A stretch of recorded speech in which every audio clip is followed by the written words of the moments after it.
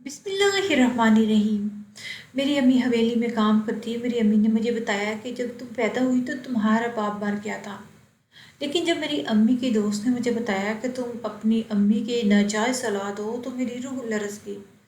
और फिर ये राज जानने के लिए जिस हवेली में काम करती थी उधर चली गई। वहाँ जाकर तो मेरे होश ही उड़ गए। वो हवेली का मालिक मेरी अम्मी के साथ।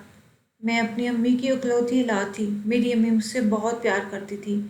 लेकिन जैसे जैसे मैं बड़ी होती जा रही थी मेरी अम्मी मुझे सबसे छुपाने लगी थी। बचपन में भी मेरी अम्मी किसी के साथ मुझे खेलने नहीं देती थी, सबसे दूर ही रखती थी। और ना ही हमारा कोई रिश्तेदार था। लेकिन जब मुझे पता चला कि मेरी अम्मी मेरे साथ ऐसा क्यों करती है तो मेरे पैर तले से ज़मीन निकल गई थी। मेरी अम्मी इस तरह की है, मैं सोच सोच कर पागल होने लगी कि ये मेरी अम्मी ने क्या कर दिया। इसने तो अपनी ज़िंदगी ही तबाह कर दी। मेरी अम्मी एक ऐसी औरत थी जिसे ये माशरा कभी भी कबूल नहीं कर सकता था। जब मैंने सुना तो मुझे तो अपनी अम्मी से नफ़रत होने लगी थी। मुझे अपने वजूद से ही नफ़रत हो रही थी। मैं चाहती थी कि मैं मर जाऊं। मैं जीना नहीं चाहती थी। अब मैं चाहती थी कि मैं इसका राज पता लगाऊं, जो राज मेरी अम्मी मुझसे छुपा रही हैं। लेकिन मैं ये नहीं जानती थी कि जब मुझे पता चलेगा तो मेरे पैरों तले से ज़मीन निकल जाएगी। इधर उधर के लोग मुझे जीने नहीं देंगे, मेरी ज़िंदगी जहन्नम बना देंगे। मैं अपनी अम्मी के साथ एक छोटे से गांव में रहा करती थी। हम हमेशा से ही कभी ज़्यादा देर किसी एक गांव में नहीं रुकते थे। कभी हम कहीं चले जाते तो कभी हम कहीं चले जाते, तो कभी हम कहीं चले जाते। और कभी कभी तो हमने रातें सड़कों पर भी गुजारी थी। लेकिन जितनी भी बुरी हालत हो जाए मैं अपनी अम्मी से कभी शिकायत नहीं करती थी, क्योंकि उसने मुझे अकेले ही पाला था और बड़ी मोहब्बत से पाला था। मैं नहीं जानती थी कि क्यों हम कभी यहाँ और कभी वहाँ हर वक्त घूमते ही रहते हैं। मैं बड़ी हो रही थी, चीज़ों को समझने लगी थी। मेरी अम्मी की कुछ दोस्तें थीं। मेरी अम्मी अक्सर उनके घर जाती, लेकिन मुझे अपने साथ लेकर ना जाती, बल्कि घर में अकेला छोड़ कर जाती। कभी मुझे साथ नहीं लेके गई थी। मैं इनका नाम शक्लें वगैरह तो जानती थी, लेकिन कभी मैंने इनसे बात तक नहीं की थी। जब वो आती हमारे घर तो मेरी अम्मी मुझे एक कमरे में बंद कर देती थी और उनके सामने भी नहीं आने देती थी। मैं एक दरवाजे के सुराख से इन्हें आपस में मुस्कुराते देख कर खुश होती रहती। मेरा बहुत दिल करता कि मैं अपनी अम्मी की सहेलियों से जाके मिलूं, उनसे बातें करूं, वो मुझे प्यार करे। लेकिन मेरी ज़िंदगी बहुत ही अजीब सी थी। सब बहुत मुश्किल था। मैं अब आस्ता आस्ता बड़ी होती जा रही थी, पर मेरी अम्मी को यह बात समझ ना आती थी। वो मुझे अभी भी वही बच्ची ही समझती थी, जैसे कुछ पता ही ना हो दुनिया का। लेकिन मैं तो अब काफ़ी समझ गई थी। मैं सबसे ज़्यादा अपनी अम्मी से प्यार करती थी। मेरे पास तो कोई रिश्ता ही नहीं था। मेरी अम्मी भी सबसे ज़्यादा मुझी से प्यार करती थी। उन्होंने मुझे कभी नहीं मारा था, जैसे दूसरों के वालदैन अपने बच्चों को मारते हैं। वक्त गुजरता गया और मैं बड़ी होती जा रही थी। एक दिन मैंने अपनी अम्मी से कहा कि अम्मी मुझे स्कूल जाना है। इस बात पर मेरी अम्मी को गुस्सा आ गया। उन्होंने कहा लड़कियां स्कूल नहीं जाती, चुप करो, तुम घर बैठो, घरदारी संभालो। मैंने कहा अम्मी एक लड़की के लिए पढ़ना बहुत ज़रूरी होता है, अगर वो पढ़े लिखेगी नहीं तो मजबूत कैसे हो सकेगी। मेरी अम्मी एक गुस्से वाली नज़र से मुझे देखा और कहने लगी ये बातें तुम्हें आजकल कौन सिखा रहा है, बताना ज़रा मुझे। मैं ज़रा इनसे भी जाकर पूछूं मेरी बच्ची को क्यों ख़राब कर रहे हो। मैंने कहा अम्मी पड़ोस वाली आंटी के घर गई थी, उन्होंने कहा था कि अपनी अम्मी से कहना कि तुम्हें पढ़ना शुरू करें, तुम्हें पढ़ाना शुरू करें। एक लड़की के लिए मजबूत होना बहुत ज़रूरी होती है, वरना इसे ये माशरा जीने नहीं देता। मैंने अपनी अम्मी को बहुत समझाया, पर मेरी अम्मी तो मानने को तैयार ही नहीं थी। आखिर में मैंने अम्मी से नाराज़ होना शुरू कर दिया और खाना पीना छोड़ दिया और कहा कि जब तक आप मुझे स्कूल नहीं भेजेंगी मैं तो खाना भी नहीं खाऊंगी। कुछ दिन तो मैंने मुकम्मल खाना पीना छोड़ दिया। मेरी अम्मी मेरे लिए परेशान हो रही थी, लेकिन कुछ कह नहीं रही थी। कुछ दिन बाद मेरी अम्मी से बर्दाश्त न हुआ, वो मेरे पास आई और कहने लगी कि बताओ कौन से स्कूल जाओगे, मैं तुम्हें दाखिल करवा देती, पर यूँ खाना पीना मत बंद किया करो। मैं तुम्हें ऐसी हालत में नहीं दे सकती। तुम में तो मेरी जान बसती है, तुम ही तो हो मेरे पास, और कौन है, मेरा कोई भी तो नहीं है। मैं अपनी अम्मी की बातें सुनकर रोने लगी اور میری امی بھی مجھے دیکھ کر رونے لگی۔ ہم دونوں نے ایک دوسرے کا سہارا دیا اور کہا امی اگر میں پڑھ لکھ جاؤں گی نا تو میں ایک بہت اچھی کوٹھی خرید کے دوں گی تمہیں۔ امی کی آنکھوں میں آنسو آنے لگے۔ تمہیں ہمیشہ خوش رکھوں گی۔ اگلے دن میری امی نے میرا داخلہ کروا دیا اور میں اسکول جانے لگی۔ کچھ دنوں بعد میری میڈم نے مجھے ایک مضمون دیا۔ مجھے سمجھ نہیں آ رہی تھی اس مضمون میں کیا لکھا ہے۔ وہ مضمون میرے ابو کے بارے میں تھا۔ میں تو جانتی بھی نہیں تھی کہ میرے ابو کیسے ہیں، کون ہیں اور کتنا پیار کرتے تھے مجھ سے۔ اس وقت مجھے میرے ابو کی کمی شدت سے محسوس ہو رہی تھی۔ میں چاہتی تھی کہ کاش میرے ابو میرے ساتھ ہوتے، وہ اتنی جلد مجھے چھوڑ کر نہ جاتے، وہ بھی دوسرے بچوں کی طرح مجھے اسکول سے لینے آتے، اور اگر میرا کسی کے ساتھ جھگڑا ہوتا تو میری ڈھال بن کر میرے سامنے کھڑے رہتے۔ میں رو رہی تھی کہ اتنی دیر میں میری امی میرے پاس آئی اور آ کے کہنے لگی بیٹی تمہیں کیا ہوا ہے، کیوں رو رہی ہو؟ یہ اتنے موٹے موٹے آنسو کہاں سے آ رہے ہیں بتاؤ مجھے۔ میں اپنی امی سے کہتی ہوں امی میرے ابو کیسے تھے، وہ ہمیں اتنی جلدی کیوں چھوڑ کے چلے گئے؟ مجھے میرے ابو کے بارے میں جاننا ہے، آپ مجھے ان کے بارے میں کچھ بتاتی کیوں نہیں ہے؟ میں اپنے ابو کو بہت یاد کرتی ہوں۔ کاش کاش کہ وہ آج ہمارے ساتھ ہوتے تو نہ ہی وہ آپ کی آنکھوں میں آنسو آنے دیتے اور نہ ہی میری آنکھوں میں۔ میں امی میری یہ ساری باتیں سن کر خوفزدہ سی ہو گئی اور کہنے لگی کہ آئندہ کے بعد اپنے ابو کی کوئی بات نہ کرنا اور نہ ان کو یاد کرنا، وہ ایک اچھے آدمی نہیں تھے، تم ان کے بارے میں نہیں جانتی، کیوں یاد کرتی ہو ایسے آدمی کو؟ تمہارے لیے تمہاری امی کافی ہے، کیا جو تمہارے لیے سارا دن اپنی جان مارتی ہے اور پھر بھی تمہیں اپنے ابو کو لے کر روتی پھرتی ہو؟ تم نے میری بالکل بھی پرواہ نہیں کی۔ تمہارے ابو نے تمہارے لیے کیا ہی کیا ہے؟ تمہیں پالا تو میں نے ہے، تمہاری ہر ضرورت تو میں نے پوری کی، کیوں تم مجھے پریشان کرتی ہو؟ اگر ایسا ہی چلتا رہا تو دیکھنا میں تمہارا اسکول ہی بند کر دوں گی، وہ جیسے تمہارے ابو تمہیں چھوڑ کے چلے گئے ویسے میں بھی تمہیں چھوڑ کر چلی جاؤں گی۔ اگر تم نہیں چاہتی تو اپنے ابو کو یاد کرنا بند کر دو، ان کے لیے آنسو بہانا بند کر دو، تمہارے آنسو بہت قیمتی ہیں، وہ کسی ایسے پہ ضائع نہیں کرو جس کو تمہاری کبھی کوئی پرواہ نہیں تھی۔ خیر میں نے اپنی باتوں سے اپنی امی کو دل بھی دکھا دیا۔ میں نے اپنی امی سے معافی مانگ لی اور کہا کہ امی مجھے معاف کر دے، آئندہ ایسی کوئی غلطی نہیں ہوگی، میں کبھی اپنے ابو کو یاد نہیں کروں گی۔ اور میری امی نے میری طرف مسکرا کر دیکھا، میں نے اپنی امی کی طرف مسکرا کر دیکھا اور ہم نے کھانا کھایا اور سو گئے۔ صبح کا دن ویسا ہی تھا جیسا روز ہوتا، میں اسکول چلے گئی اور میری امی کام پر چلے گئی۔ اگلے دن میری امی کو تنخواہ ملی تو ہم نے سوچا کہ ہم رات کا کھانا باہر کھائیں گے۔ ہم دونوں تیار ہوئے اور باہر چلے گئے۔ ہم اتنے امیر تو نہیں تھے کسی ہوٹل میں بیٹھ کے کھا سکتے، لیکن ایک چھوٹا سا ڈھابا تھا جہاں میں اور امی نے کھانا کھایا اور آرام سے مزے کیے۔ میرے لیے میری امی میری زندگی تھی اور میری امی کے لیے ہم دونوں ایک دوسرے سے بے انتہا پیار کرتے تھے۔ میں اور میری امی کمرے میں بیٹھے ہوئے تھے کہ اچانک گھنٹی بجی۔ میری امی تو ایک دم سے جیسے چونک سی گئی، کون آیا ہوگا اس ٹائم؟ میں نے کہا کہ امی ساتھ والی آنٹی آئی ہوں گی، اتنا کیوں گھبرا رہی ہو؟ میری امی تم خود کو سنبھالو، میں جا کے دروازہ کھولتی ہوں۔ میری امی نے کہا کہ نہیں تم نہیں جاؤ، میں جا کے دیکھتی ہوں آخر باہر کون آیا۔ میری امی دروازے کے پاس گئی تو میں کافی دیر تک انتظار کرتی، لیکن باہر سے کوئی آواز نہیں آ رہی تھی۔ میں تو خود باہر دیکھنے کے لیے گئی، آخر میری امی کی طرف چلی گئی اور باہر کون آیا تھا میں تو دیکھتی ہی رہ گئی۔ میری امی بہت پریشان لگ رہی تھی اور وہ کسی عورت سے بحث کر رہی تھی۔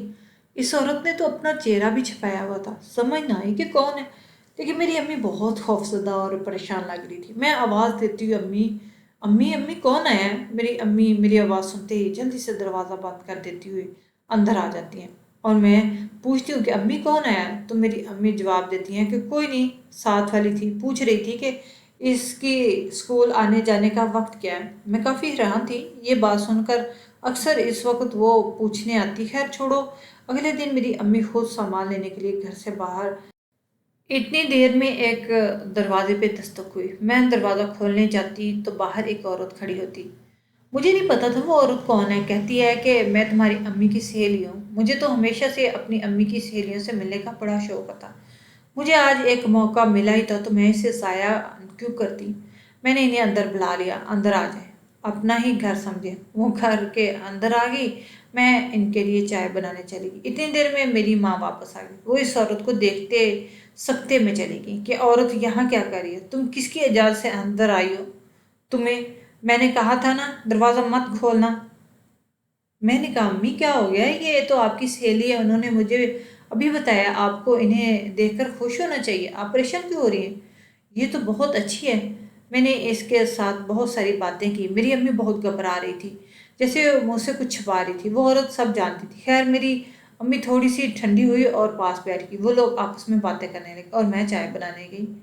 پھر میں نے چائے بنا کر واپس جا کر ان کے پاس بیٹھ گئی تو انہوں نے اپنی باتیں روک دی۔ اچانک وہ آنٹی بولی، کہنے لگی کہ بات سنو، تم نے شادی کب کر لی اور یہ تمہاری بیٹی کب ہوئی؟ بتاؤ ذرا، تم نے مجھے تو اپنی شادی پہ بلایا نہیں، مجھے تو پتہ بھی نہیں تھا کہ تمہاری شادی کب ہوئی ہے، ابھی تک تو کوئی بھی نہیں جانتا کہ تمہاری شادی ہوئی ہے، تمہارے تو رشتہ دار بھی نہیں جانتے، اور یہ لڑکی کس کی ہے؟ میں اس آنٹی کی باتیں سن کر بہت ہی پریشان ہو گئی تھی کہ آخر کیا کہنا چاہ رہی ہے اور یہ باتیں گھما پھرا کر کیوں کری ہے؟ سیدھا سیدھا بول دے جو بولنا ہے۔ لیکن میں کچھ نہیں بول سکتی تھی، کیونکہ اگر میں بولتی تو شاید وہ آنٹی مجھ سے کہہ دیتے کہ تمہاری بیٹی کتنی بدتمیز ہے۔ اس لیے میں چپ رہی اور ان کی باتیں سنتی گئی۔ آخر اس آنٹی نے بول ہی دیا کہ اچھا یہ تمہاری وہ ناجائز اولاد تو نہیں جو حویلی والے وہاں ہوئی تھی؟ یہ سن کر تو میرے ہوش اڑ گئے، یہ آنٹی کیا بول رہی ہے؟ میرا دماغ کیسے چکرا کے رہ گیا تھا، جیسے میں نے ابھی یہاں گر جانا ہے۔ میں ناجائز اولاد ہوں کیا؟ میری امی مجھے اسی لیے چھپا چھپا کے رکھتی ہے، کسی سے ملنے نہیں دیتی۔ میں تو ایک دم صدمے میں چلے گی، میرے ہاتھ کانپنے لگ گئے تھے، مجھے کچھ سمجھ نہیں آ رہی تھی کہ میں کیا کروں، اور میری امی بھی کچھ نہیں بول پا رہی تھی۔ وہ میرے سامنے خاموش بیٹھی تھی، جیسے کہ وہ آنٹی سچ بول رہی تھی۔ میں اس آنٹی کے پاس اٹھ کر کمرے میں چلی گئی اور کمرے کو کنڈی لگا دی اور چیخ چیخ کر رونے لگی، کیونکہ میں ناجائز اولاد ہوں۔ میری امی نے اتنی بڑی بات مجھ سے چھپائی تھی اور مجھے کہتی تھی کہ میرے ابو مر گئے، مجھ سے جھوٹ بولتی رہی، میں تو اس کی اولاد بھی نہیں، میرے کوئی ماں باپ نہیں، میری زندگی تو جہنم بن جائے گی۔ میری امی نے کیوں پالا؟ میری امی کو اسی وقت مجھے مار دینا چاہیے تھا، تاکہ میں نہ ہوتی، نہ میری دنیا جہنم بنتی۔ میری امی نے میرے ساتھ اچھا نہیں کیا، مجھے زندہ رکھ کر مجھے نہیں جینا، مجھے تو مرنا ہے۔ میں روز روز کے مرنے سے بہتر ہے ایک ہی بار مر جاتی۔ میری امی دروازے کے پاس آئی اور کہتی کہ میری ایک بات سنو، زندگی تمہاری جہنم نہیں ہوئی، زندگی تو میری برباد ہوئی، تمہاری وجہ سے میں نے کبھی شادی نہیں کی، میں تو تمہیں مار دینا چاہتی تھی، پھر میری ہمت نہیں ہوئی کہ ایک ننھی سی جان کو میں کیسے ختم کر دوں، سوچا چلو اسی کے ساری زندگی گزار لوں گی، بے انتہا پیار دوں گی۔ میں نے اتنی ہمت نہیں تھی کہ میں تمہاری جان لے سکتی، مجھے معاف کر دو میری بیٹی، کوئی بھی تمہاری زندگی جہنم نہیں بنا سکتا، تمہیں کوئی ہاتھ میں نہیں لگا سکتا، تم جان ہو میری، میں تمہاری ماں ہوں، دروازہ کھولو، میرے پاس آؤ، میں نے بچپن سے تمہیں ایک نازک پھول کی طرح پالا ہے، تمہارا خیال رکھا ہے، تمہیں اپنی ماں کو اس طرح پریشان نہیں کرنا چاہیے، میں تمہارے بنا مر جاؤں گی، میرا تمہارا بنا ہے ہی کون؟